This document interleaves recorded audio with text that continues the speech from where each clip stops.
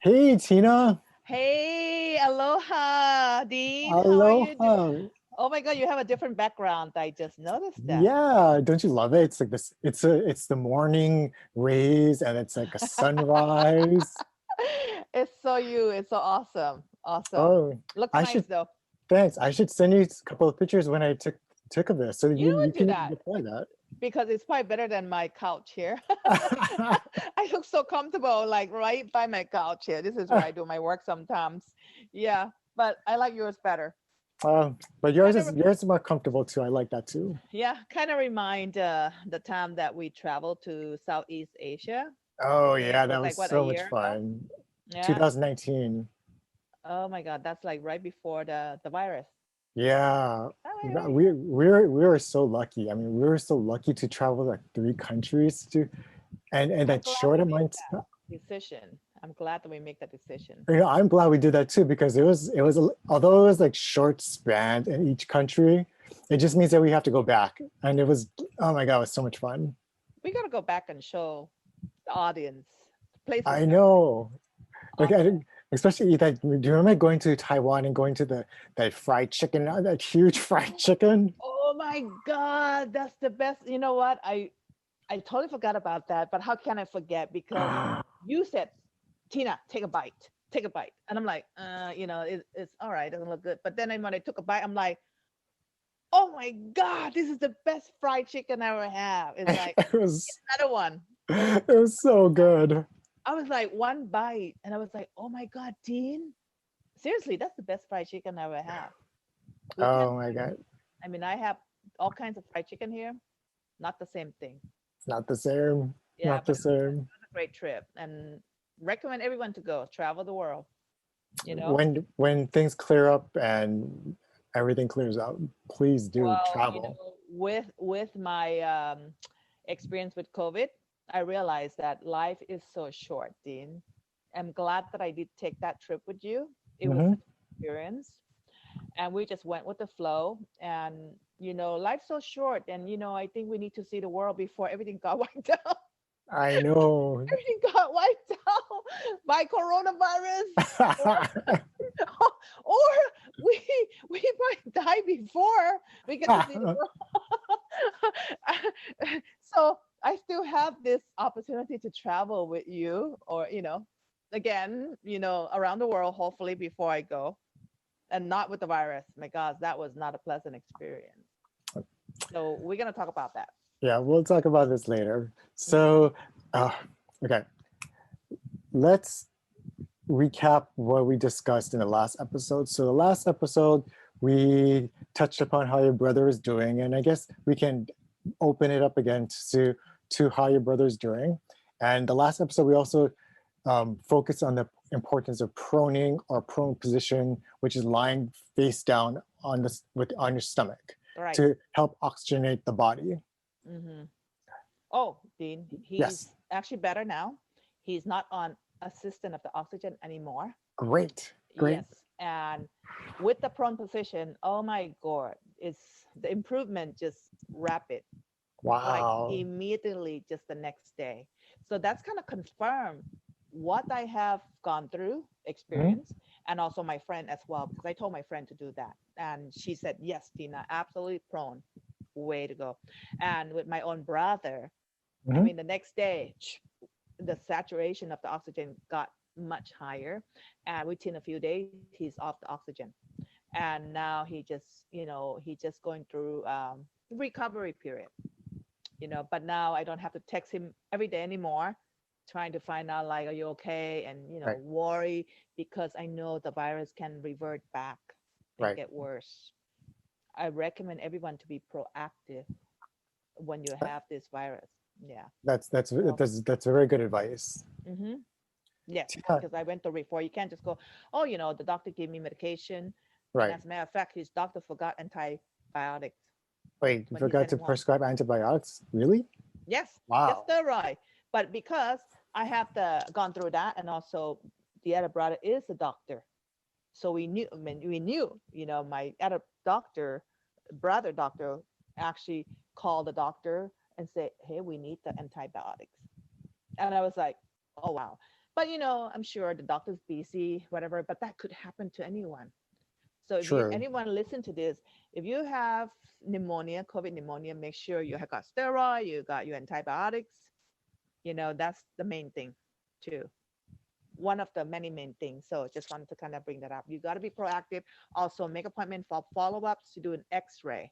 You want to make sure that your X-ray show no inflammation or infiltrates anymore, because if you still show a lot infiltrates or inflammation, you may need more steroids and antibiotics, just like I did for 2 months. Tina, So so I it just took kind you 2 months to get the entire pneumonia under control and out of your two lungs. Is that correct? Yes, yes. And for the reason, Dean, even though the virus, COVID, coronavirus is gone, they found different bacteria or fungus in my lung. I Ooh, didn't, that I doesn't never sound mentioned, nice. I never mentioned that to you. So there was something else because they did the test on me. It was negative PCR COVID test. That's like they did that a couple of times. So I didn't Okay. have any COVID. However, the X-ray showed that I may have some sort of bacteria and fungus. So they gave me a different antibiotics. So this could happen to anyone. So I just kind of want to bring this up. Make sure you have a follow-ups with your X-ray, and make sure that you don't need any more of those. Uh, you don't have any more information or infiltrates, and you may need more medication. That's good Yeah. advice. I think so. Tina, let's go back to when you were in the hospital because I want to touch that and inquire about what was it like to be in the hospital well, you were inside the ICU, right? Yes, yes. So what was your experience in the ICU like, and what were you thinking or feeling? Just because you went through this and other people who may not know what it's like. So if you could share upon what it was like with everyone, Sure. please. Absolutely. Yeah. Well, first of all, we were isolated from other patients and, in the room. So you weren't allowed to be visited by family and friends. Um, so pretty much like you're in a lockdown by yourself in the room. The experience I have is I remember, especially the first 2 weeks when they gave me the IV of the steroids and different, I think it's like 5 different type antibiotics, because the doctor, even though they are experienced, this virus is very new to them. So they actually rotate or switch different antibiotics on me, through IV. And it wasn't fun experience, Dean, because all I remember, I face down and I can feel this painful burning sensation, even like nerve running down my whole right side. I don't know why it's just one side, like throbbing, intense pressure, intense headache. And it runs all the way from, my brain, my head down to corner of my eyes. I can feel the burning and my Ooh. tears will keep running down all hours. And I can feel like down through my fingers and half of my body. It's like a nerve, painful nerve running down through pressure and pain. It's hard to describe, Dean, but I was feeling that during the whole time when they were giving me all this medication. I don't know exactly what kind of medication that caused that. Eek. Could be God,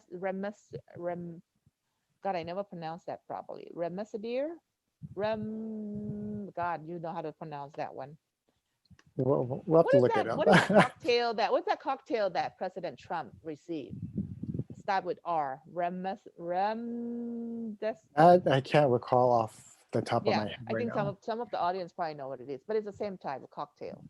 Okay, so they were giving me that, and it was quite painful for like a day and night, Dean, 2 weeks. And that was doing IV. IV. Yes, it was through IV because I was just laying down, face down the whole time, and I was kind of in and out. I was aware. I was able to kind of text back to you or other people, but I was pretty much in and out, really. You know, uh, consciously aware a little bit, but didn't have any energy. But it's very painful process. So I would assume this is kind of feeling that maybe those who have chemotherapy have that, because it felt like a chemical, felt like burning sensation as well. So those the experience I have. And also, Dean, I wasn't able to talk.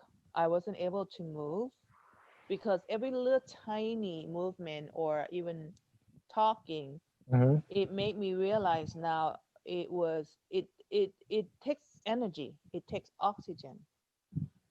God, that's like remind me how important oxygen is, you know? Right. We took it for granted. We don't realize just me talking like that takes a lot of exertion, a lot of energy and oxygen. So one word, I'll be like my oxygen will go down and then my heart pulse would go up like really high right away. And I would have to grab for the mask. I already have my oxygen too, but I still using an oxygen mask as well, a secondary assistant. So that's the experience I have during the first couple of weeks. I wasn't able to eat. I lost appetite. I probably lost a lot of weight during the first week. Um, just pain, half the body. I can feel everything. And I was thinking to myself, oh my God, when is this going to be over? Wow, that sounds not good. I mean, No, it was not a good experience. But what's even worse on top is what I just described by not able to move at all. hmm. Like when the nurse said, can you try to move up or turn sideways? When I try, I just gave for air. I was like, and I tried to grab an oxygen, and even with the oxygen mask and oxygen tube, I still wasn't getting enough because I wasn't able to breathe on my own. Isn't that Wow, crazy? that's I was like, crazy. I was like, and I was like scream. I mean, I was trying to scream for the nurse help, like I need air, like that. And that's frightening. That's panic me. That scared me to death because I never thought I would experience something like this, Dean. It's like just a split second can be a matter of life and death for me at that moment. And I got really scared. I got really scared that this is how I'm gonna be like for the rest of my life. I I don't wish anyone to experience. And this is what all the COVID patients who have pneumonia experience. And this is why so many of them gone like that so quick or have code flu. Because remember I mentioned that when oxygen goes down, the heart pulse just go up and it's pressure here. Right. I think it's because, Dean, when we have this information in the lungs and the heart is right next to it, it is also affecting and cause the heart to have the information as well. And this is why I felt heart palpitation during the first 2 months after I was discharged from the hospital. And that's the time that my information still, lingers and still there. But now, this month, I don't feel the palpitation anymore. Thank God. So I got to figure out that has to do with the information, you know, and the lung doctor said the information can actually last for many, many months too. And Wow. that's why I think what it is might gone quicker because I was so proactive. I mean, I called the lungs doctor, trying to move up my appointment. I went to ER just to get my X-ray, just to make sure that it's improved. Yeah. So that's the major experience that I recall that I experienced in the hospital. Every day can be an end day for any patient during the critical time, critical moment. So my first week there, even going on second week, can be my last moment there. Wow. That's how I felt. And I wasn't able to get out of the bed to use the bathroom. So I had to ring the bell, call the nurse so they can bring the pan and put underneath, in my bed. It's just crazy. Yeah. So that's the main major experience that I felt in So that I your can share. so your your stay there showed that you are very in a fragile state, and that Extreme. anything could go like an instant like that. Yes. During the time that you are still relying on oxygen 100%, which I did, Hmm. the first week especially was critical period. Any day, any moment during the first week, or actually the 2 weeks, first 2 weeks, was very critical, and it can be the last moment of my life, my breath. So this is happening to all the patients, and that's why, and you can get better the next day, but then the next few days you can revert back to feeling worse again. So with this virus, Dean, I would actually share with the audience, the listener, that you cannot trust. Let's say if the doctor send you home, you need to be proactive, like we mentioned earlier, because just because they send you home, may perhaps give you an oxygen tank and give you a prescription, doesn't mean that you're out of the wood. This virus, because it's not known so much, because it's still new, you can actually get worse the next day. Or like how So, you thought that you were actually well, and then you began your normal activities again to realize you still had the infection. yep, that's what happened. So I was struggling with kind of like up and down for the first 3 months, Dean. And you probably remember, you always ask you like, "How am I doing?" And I'm like, "Oh yeah, better." First month, and next thing you know, second month, I'm down again. Right, I remember that. And then it got better the second month or third month. Then I Hmm. went down again, hospital again, hospital again, hospital again. And I'm like, God, what is it? You know? But then I begin to kind of understand a little bit more of what happened. And this is why we're sharing this. And like one of them is also information. If it's still there, you're still going to feel that hard to breathe.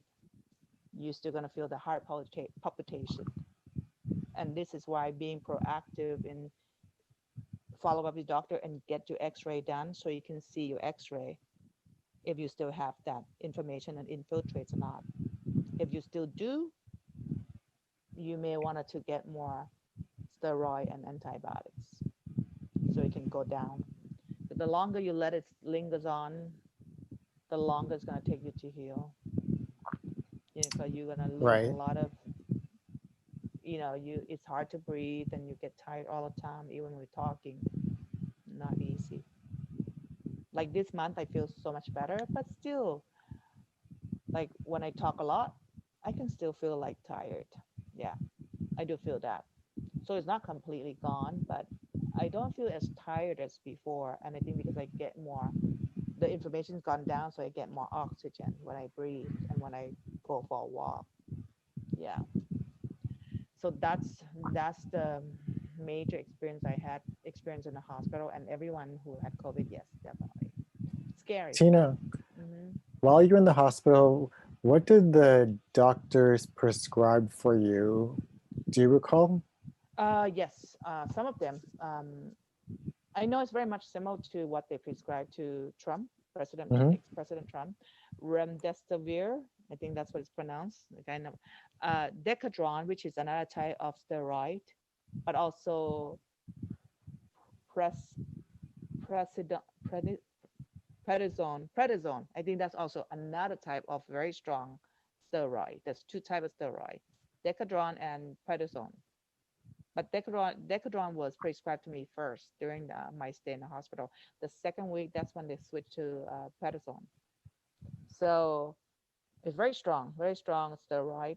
And then they prescribed me, like, I remember it was 5 different type antibiotics. I don't recall Okay. the name though.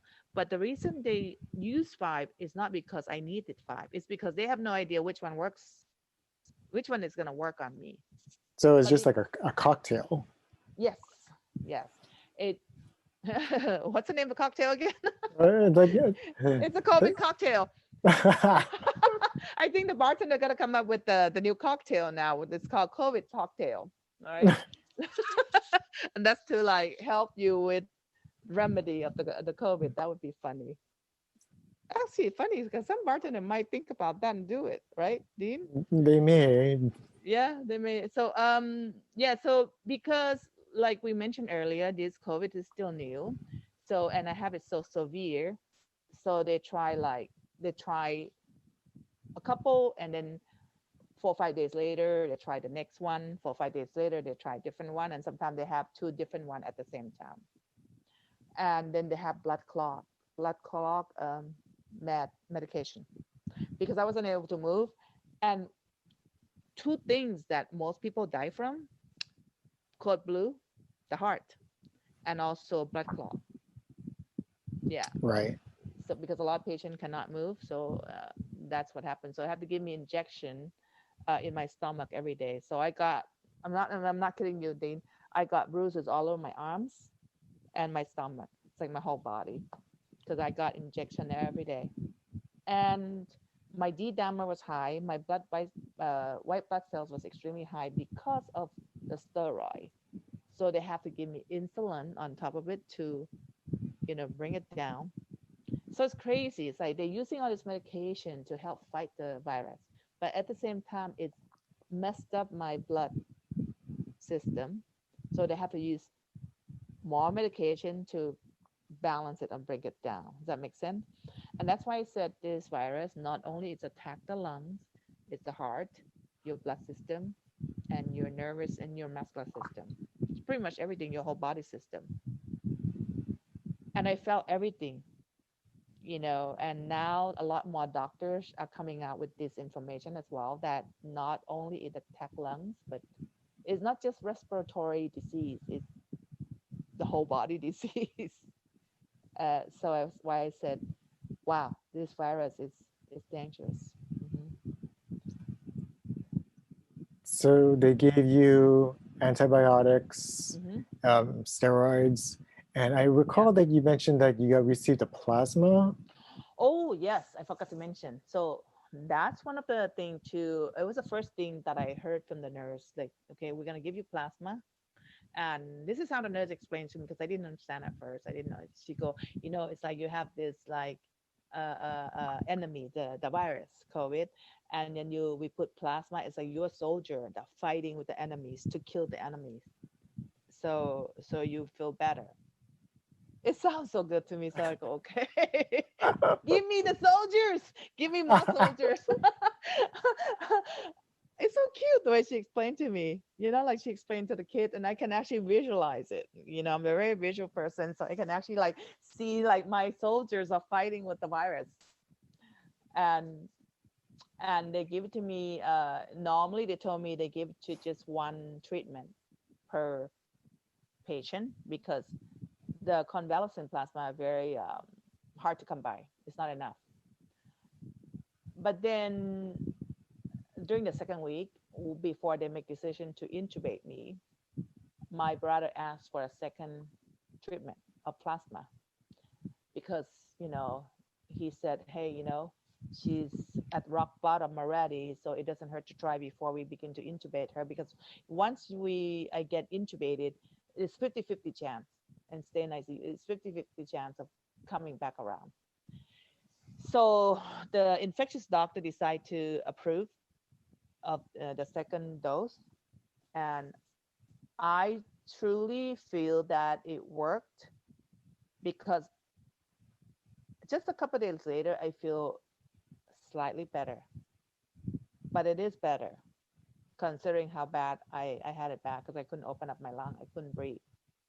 Um, so I did tell my brother, I think it's on the combination of being prone at least 20 hours a day, every day, and convalescent plasma and all antibiotics and everything they did on me, everything works. So yes, I got the plasma as well, two of them. And I'm thankful to that treatment.